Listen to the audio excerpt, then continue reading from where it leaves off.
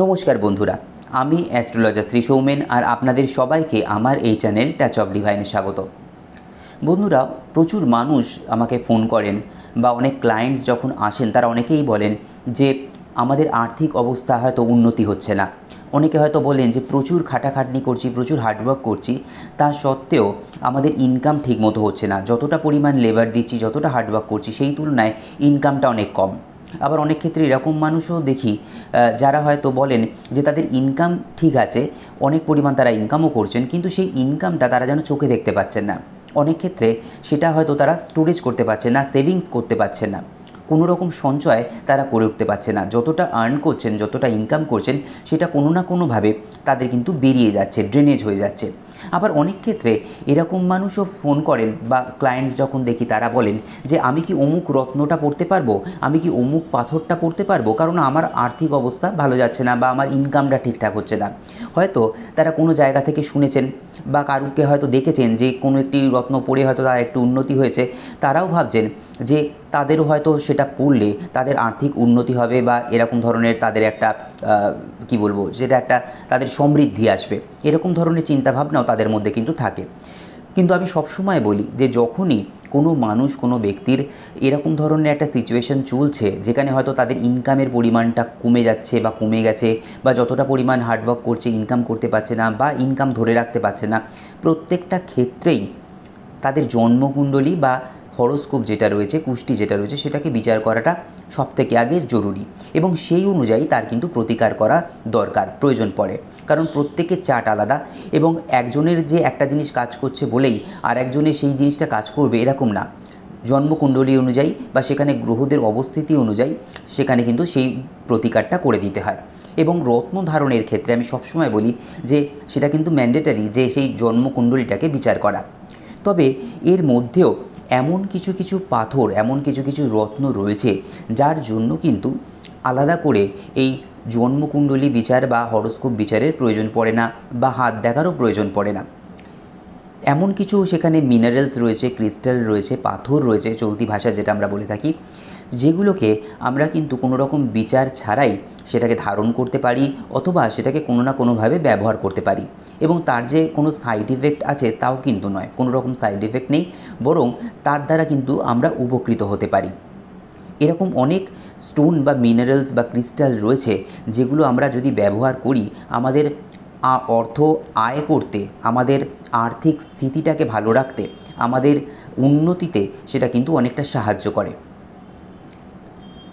আসলে প্রত্যেকটা এই যে রত্ন বলুন বা পাথর বলুন বা ক্রিস্টাল বলুন, মিনারেলস বলুন, ফসিলস বলুন, এগুলো প্রত্যেকটা আলাদা আলাদা ক্যাটাগরি। আমরা হয়তো এক অর্থে অনেক সময় ব্যবহার করি যেটা পাথর। আসলে প্রত্যেকটা এই যে জিনিসগুলো তাদের যেমন একটা ফিজিক্যাল প্রপার্টিস থাকে, একটা যেমন কেমিক্যাল প্রপার্টিস থাকে যেগুলো দিয়ে হয়তো এগুলো গঠিত, তার পাশাপাশি কিন্তু এর একটা মেটাফিজিক্যাল প্রপার্টিসও থাকে। মেটাফিজিক্যাল প্রপার্টিস ইন সেন্স মানে এর একটা ম্যাজিক্যাল গুণ থাকে, অর্থাৎ প্রকৃতি তাকে এমন হয়তো বিশেষ কিছু ক্ষমতা দিয়েছে যেটা সে করতে সক্ষম। এবং এইগুলো আমাদের জীবনের অনেক সময় অনেক যে অপ্রাপ্তিগুলো, অনেক সময় যে খামতিগুলো থেকে থাকে, যার অভাব থাকে যে সমস্ত জিনিসগুলো আমাদের জীবনে, সেগুলো অনেক সময় এটা পূরণ করতে সাহায্য করে। সেরকমই একটি পাথর বলুন বা ক্রিস্টাল বলুন, এটা হচ্ছে পাইরাইট। নামটা এখন হয়তো সোশ্যাল মিডিয়ার দৌলতে অনেকেই হয়তো অল্প বিস্তর হলেও পরিচিত, কারণ একে বলা হয় মানি ম্যাগনেট। তবে কেন মানি ম্যাগনেট বলা হয় সেটা আমি পরে আসছি। আসলে যদিও আমরা এটাকে বলছি যে পাথর পাথর বা অনেক সময় ক্রিস্টাল বলছি, আসলে এটা এক ধরনের মিনারেল। অনেক সময় একে বলা হয় পাইরাইট, অনেক সময় বলা হয় আয়রন পাইরাইট। আসলে আমরা টুকরো টাকরা এটার বিষয় হয়তো জেনে থাকি সোশ্যাল মিডিয়ার থেকে, কিন্তু এটার সম্বন্ধে যে প্রপার নলেজ সেটা কিন্তু আমরা পাই না, এটার সম্বন্ধে পূর্ণ জ্ঞান কিন্তু আমরা পাই না। এই জন্যই আপনাদের উদ্দেশ্যে আজকের এই ভিডিওটা বানানো। তবে সে বিষয়ে আলোচনা করার আগে প্রথমেই যেটা বলবো, আমার যারা নতুন দর্শক বন্ধু, যারা প্রথমবার এই চ্যানেলটিকে দেখছেন বা এই ভিডিওটিকে দেখছেন, এরকম ধরনের ভিডিও পেতে অবশ্যই এই চ্যানেলটিকে সাবস্ক্রাইব করতে ভুলবেন না এবং পাশে থাকা বেল আইকনটিকেও আপনারা কিন্তু প্রেস করে দেবেন, যাতে আমি যখনই কোনো ভিডিও আপলোড করি তার নোটিফিকেশন আপনারা পেয়ে যান। আর যদি ভিডিওগুলো ভালো লাগে অবশ্যই লাইক এবং শেয়ার করবেন বন্ধুরা। আর আপনাদের যদি কোনো প্রশ্ন থেকে থাকে, কোনো কোয়ারি থেকে থাকে, অবশ্যই আপনারা সেটা কমেন্ট সেকশানে লিখে জানান। আমি নিশ্চয়ই চেষ্টা করব আপনাদের সেই সমস্ত প্রশ্নের উত্তর দেওয়ার। তো আলোচনা করছিলাম পাইরাইট নিয়ে। পাইরাইট আসলে একটি মিনারেল বা খনিজ পদার্থ, যেটাকে অনেক সময় বলা হয় আয়রন পাইরাইট। আসলে বেসিক্যালি এটা এক ধরনের যৌগ। কি যৌগ? এটা হচ্ছে এক ধরনের আয়রন সালফাইড, যার অ্যাকচুয়ালি যে আমরা সাইনটার জন্য ইউজ করি সেটা হচ্ছে FeSO2 বা FeS2। তো এই যে জিনিসটা আমরা পাইরাইট, এটা কিন্তু বিভিন্ন কালারের হয়ে থাকে। পাইরাইট বলতে আমরা বেশিরভাগ সময় দেখে থাকি যে একটা সিলভারি কালারের টোন বা সিলভারি কালার একটা দেখতে, কিন্তু আসলে পাইরাইটসের বেশ কিছু কালার হয়। যদিও এখানে মুখ্যত আমরা দেখতে পাই একটা হচ্ছে সিলভার কালার বা কিছুটা রূপোর মতো দেখতে, আর একটি হচ্ছে গোল্ডেন কালার, অর্থাৎ কিছুটা সোনা টাইপের দেখতে। এক্স্যাক্ট হয়তো গোল্ডেন কালার না হলেও একটা পেল গোল্ডেন, এরকম ধরনের একটা কালার শেডস এর মধ্যে থাকে। এবং এই কারণেই আগে এটাকে বলা হতো ফুলস গোল্ড, অর্থাৎ বোকা মানুষের সোনা।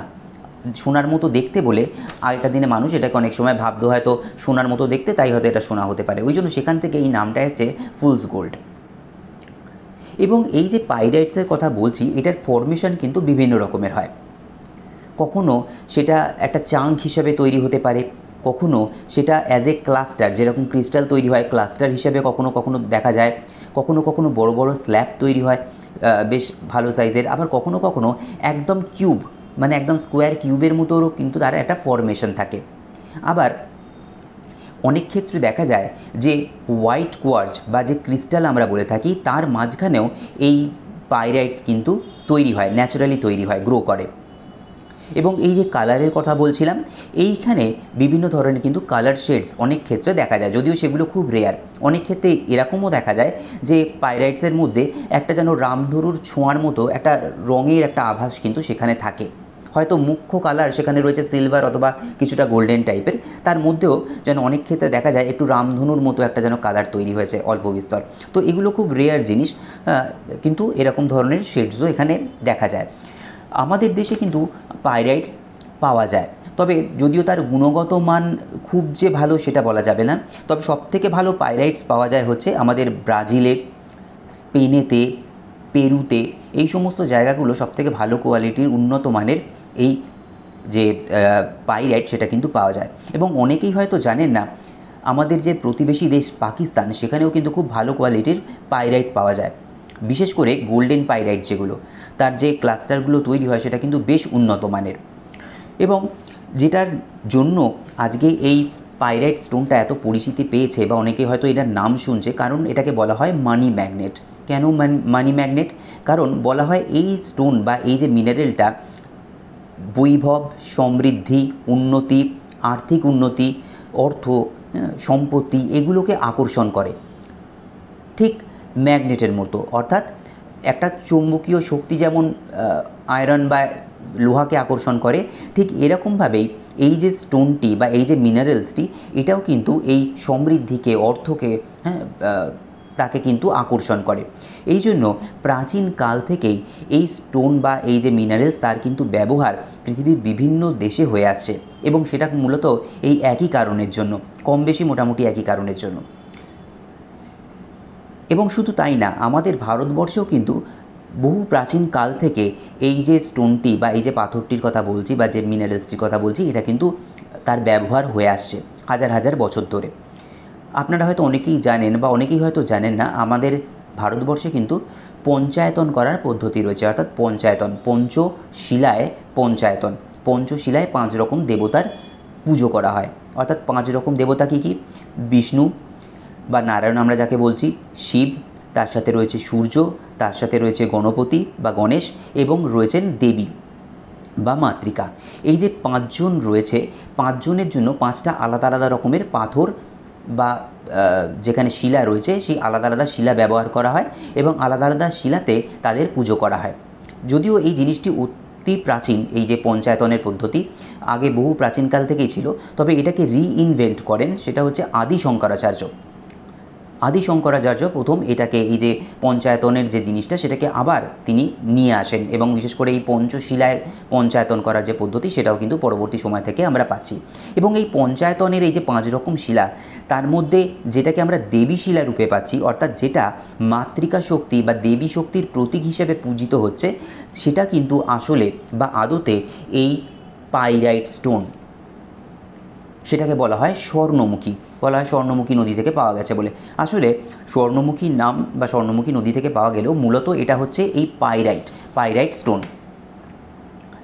যদিও যেটা আগেই বললাম, ভারতবর্ষে পাইরাইট যথেষ্ট পরিমাণে পাওয়া যায়, তবে গুণগত মান হয়তো বাকি যে দেশগুলো আমাদের রয়েছে সেই তুলনায় হয়তো খুব একটা ভালো সেটা বলা যাবে না, তবে বহু প্রাচীনকাল থেকে এর ব্যবহার রয়েছে। তবে আপনারাও হয়তো অনেকেই চিন্তাভাবনা করেছেন যে এই স্টোনটাকে যদি ব্যবহার করা যায় তাহলে নিশ্চয়ই আপনাদেরও উন্নতি হবে। তবে সেই বিষয়ে যাবার আগে আপনাদেরকে জানতে হবে এই স্টোনটাকে কীভাবে বা কত রকমভাবে আমরা ব্যবহার করতে পারি। শুধু যে একটা স্টোন কিনে ফেললাম তা তো নয়, তার ব্যবহারগুলোও জানতে হবে যে কোথায় কোথায় আমরা এটাকে ব্যবহার করতে পারি। তো প্রথমে যেটা আমরা করতে পারি সেটা হচ্ছে, জেনারেলি যেরকম আমরা রত্ন ধারণ করি, গ্রহরত্ন ধারণ করি বা কোনো পাথরের স্টোন আমরা ধারণ করি, সেরকমভাবে এই পাইরাইট স্টোন দিয়ে অনেক সময় অনেকে অঙ্গুরীয় বা আংটি বানিয়ে পড়তে পারেন, বা অনেক ক্ষেত্রে পেন্ডেন্ট বানিয়েও গলাতে পড়তে পারেন। এটা হচ্ছে প্রথম। দ্বিতীয় হচ্ছে, বিজনেসের জায়গায় বা অফিসে অনেক সময় আমরা যে টেবিল ইউজ করছি বা ডেস্ক ইউজ করছি, তার উপরে কিন্তু আমরা একটা এই যে পাইরাইট তার কিন্তু একটা টুকরো আমরা ওপরে রাখতে পারি। এবং তার পাশাপাশি বা আপনি যদি টেবিলের ওপরে বা ডেস্কে এই পাথরটি রাখতে না চান সবার সম্মুখে, তাহলে সেক্ষেত্রে আপনি কি করতে পারেন, যেখানে আপনি টাকা পয়সা রাখেন ড্রয়ারে বা আপনার লকারে, সেটা বিজনেসের জায়গায়, সেখানেও কিন্তু এক টুকরো পাইরাইটস বা একটু ভালো সাইজের পাইরাইটস সেখানে কিন্তু আপনারা রাখতে পারেন। এবং একই রকমভাবে বাড়িতেও কিন্তু আপনারা যেখানে টাকা পয়সা রাখেন বাড়িতে আপনার লকারে, সেখানেও এই পাইরাইট স্টোন রাখতে পারেন। এর পাশাপাশি আপনারা ছোট টুকরো মানি ব্যাগেও ক্যারি করতে পারেন, আপনাদের পার্সে ক্যারি করতে পারেন। এছাড়া এই যে বললাম, আমাদের ভারতবর্ষে বহু প্রাচীনকাল থেকে দেবী শিলা রূপে এটি পূজিত হয়ে আসছে, তেমনভাবেই আপনারা যদি চান এই শিলাকে বাড়িতে রেখে আপনাদের পুজোর স্থানে বা আপনাদের দেবতার স্থানে রেখে সেখানে দেবী হিসাবে তাকে কিন্তু পুজো করতে পারেন। সেটাও কিন্তু খুব ভালো একটি জিনিস। এবং একই সাথে আপনারা যেমন দেবী রূপে তাকে পুজোও করতে পারছেন, এবং তার পাশাপাশি এই যে মানি ম্যাগনেটের যে ব্যাপারটা, অর্থাৎ সে আকর্ষণ করে হচ্ছে সমৃদ্ধি, অর্থ, সেই কাজটাও কিন্তু একসাথে হয়ে যাবে। আবার অনেক ক্ষেত্রে এখন এই পাইরাইট স্টোন দিয়ে অনেক সময় ছোট শিবলিঙ্গ তৈরি করা হচ্ছে, বা অনেক ক্ষেত্রে হয়তো ছোট গণেশের মূর্তিও কার্ভিং করা হচ্ছে, তৈরি করা হচ্ছে।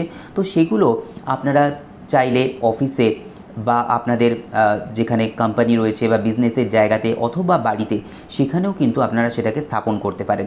তাহলে সেক্ষেত্রে এক কাজে দু কাজ কিন্তু আপনাদের হয়ে যাবে। তো এই রকম বিভিন্ন উপায়ে আপনারা সেটাকে ব্যবহার করতে পারেন। এর পাশাপাশি এই যে পাইরাইটের যে ছোট টুকরোগুলো বেরোয়, তার সাহায্যে কিন্তু অনেক সময় ব্রেসলেট বা রিসলেট আমরা যেটা বলি, সেটাও কিন্তু তৈরি হচ্ছে। সেগুলোকেও কিন্তু অনেকে ডেইলি লাইফে হাতে পরে থাকতে পারেন, সেটাও কিন্তু যথেষ্ট ভালো। তো এই রকমভাবে আমরা পাইরাইট স্টোনটাকে যদি প্রপারলি কাজে লাগাতে পারি, তাহলে সেক্ষেত্রে কিন্তু তার উপকারিতা আমরা পাবো। এবং টাচ অফ ডিভাইনে আপনারা কিন্তু যথেষ্ট ভালো কোয়ালিটির, ভালো উন্নত মানের পাইরাইটস কিন্তু পেয়ে যাবেন। সেটা হতে পারে সিলভার কালারের টোন, হতে পারে সেটা গোল্ডেন কালারের টোন, বা কোনো পিস, সেটাও কিন্তু অ্যাভেলেবেল রয়েছে।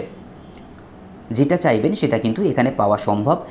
এবং এক্ষেত্রে যেটা বলার দরকার সেটা হচ্ছে, সিলভার কালারের যে আমাদের যে পাইরাইটস দেখি, সেটাই সবথেকে বেশি অ্যাভেলেবেল থাকে, আমরা সহজে দেখতে পাই, তার দাম মোটামুটি রেঞ্জের মধ্যে থাকে। তার তুলনায় গোল্ডেন পাইরাইটসের দাম কিছুটা বেশি হয়, যেহেতু তার একটু দুর্লভ হওয়ার জন্য, তার তুলনায় আর কি, সিলভারের তুলনায়। আর এছাড়া বাকি যেগুলো রয়েছে সেগুলো তো হিসাবে বা ক্লাস্টার হিসাবে, বা অনেক সময় একটা কোয়ার্টজ ক্রিস্টালের যে চাঙ্ক বা যে ক্লাস্টার রয়েছে তার মাঝখানে অনেক সময় এই রকম পাইরাইটস তৈরি হয়েছে এরকম পিসও কিন্তু পাওয়া যায়। তো এইগুলোকে আমরা যদি ডেলি লাইফে ইউজ করি বা আপনারা যদি ইউজ করেন, তাহলে সেক্ষেত্রে আপনাদের এই যে মানি প্রবলেম কিন্তু অনেকটা কিওর হতে পারে। অনেক সেই জায়গাটা যারা হয়তো টাকা পয়সা রাখতে পারছিলেন না, হ্যাঁ, যাদের হয়তো সমস্তটা ব্যয় হয়ে যাচ্ছিল, সেই জায়গাটাকে এটাকে কিন্তু কন্ট্রোল করতে পারে। আবার যাদের ক্ষেত্রে হয়তো কোনো সোর্স অফ ইনকাম তৈরি করতে পারছিলেন না বা ঠিকঠাক হয়তো হচ্ছিল না, সেই জায়গা থেকেও এটা কিন্তু বেশ কিছুটা লাভ আপনাদেরকে কিন্তু দিতে পারে। তো এই গেল হচ্ছে আজকের ভিডিও পাইরাইটস নিয়ে। যদি ভিডিওটা ভালো লাগে অবশ্যই আপনারা লাইক এবং শেয়ার করতে ভুলবেন না বন্ধুরা। আর আপনাদের যদি কোনো কোয়ারি থাকে অবশ্যই আপনারা সেটা কমেন্ট সেকশনে লিখে জানান। তো সবাই ভালো থাকুন এবং সুস্থ থাকুন। নমস্কার।